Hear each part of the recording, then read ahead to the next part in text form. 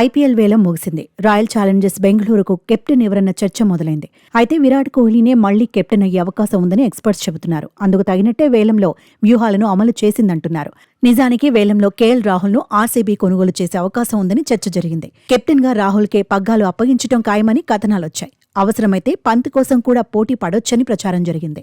రాహుల్ పంత్లో ఎవరిని తీసుకున్నా wicket కీపర్గా కెప్టెన్గాను advantage అవుతాడని ఆర్సీబీ ఆలోచించినట్టుగాను కథనాలొచ్చాయి. లేదంటే శ్రేయస్ అయ్యర్ వైపు చూడొచ్చని వాదన వినిపించింది. కానీ వేలంలో కెప్టెన్ల కోసం పోటీ పడినట్టుగాను రాయల్ ఛాలెంజర్స్ బెంగళూరు కనిపించలేదు. ఆర్సీబీ టార్గెట్ కెప్టెన్ కాదని వేలంలో అనుసరించిన వ్యూహాలే చెబుతున్నాయి. ఎందుకంటే రాహుల్, రిషబ్ పంత్, శ్రేయస్ అయ్యర్ కోసం రాయల్ ఛాలెంజర్స్ భారీ ఎత్తున బిడ్డింగ్ ఏమీ వేయలేదు. 10-11 కోట్ల వరకే వెళ్లింది. కెప్టెన్ ఆప్షన్ కోసమైతే పంత్, రాహుల్, అయ్యర్లో ఒకరి కోసం ఖచ్చితంగా చివరి వరకు బిడ్లు వేసేది. కానీ రాయల్ ఛాలెంజర్స్ బెంగళూరు ఆసక్తి చూపించలేదు. టీంను బిల్డ్ చేసుకోవడం మీదే దృష్టి పెట్టింది. రిటైన్ చేసుకున్న ప్లేయర్ల స్థానాలను దృష్టిలో పెట్టుకుని ఇతర స్లాట్లకు ఆక్షన్లో బిడ్డు వేసింది. ముగ్గురిని రిటైన్ చేసుకున్న రాయల్ ఛాలెంజర్స్ బెంగళూరు వేలంలో 19 మందిని కొనుగోలు చేసింది. ఇందులో ఆర్సీబీ వెచ్చించిన అత్యధిక ధర 12,50,00,000 మాత్రమే.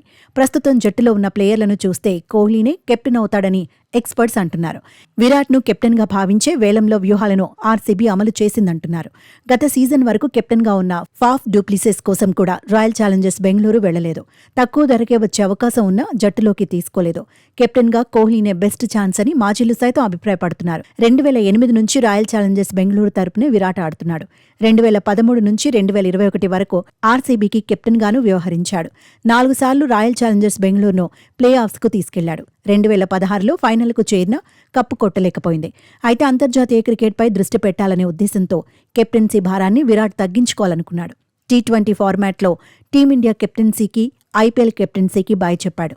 ఆ తర్వాత వన్డే కెప్టెన్సీ నుంచి బీసీసీఐ సైడ్ చేసింది. కొంతకాలం తర్వాత టెస్ట్ కెప్టెన్సీని విరాట్ వదులుకున్నాడు. ఇప్పుడు ఎలాంటి ఒత్తిడి కోహ్లీపై లేదు. అందుకే ఐపీఎల్లో మళ్లీ ఆర్సీబీ పగ్గాలు అందుకునే అవకాశం ఉందని ప్రచారం జరుగుతోంది.